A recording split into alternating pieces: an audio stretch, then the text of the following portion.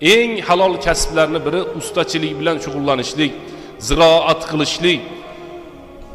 Bana keyingisini moshiya deydi arab tilida, chorvachilik bilan shug'ullanishlik. Mana shular kasb hunarlarning eng halollaridan. Farzandiga taom olib kelib berayotgan vaqtda hijolat bo'lmasdan beradigan kasblardan.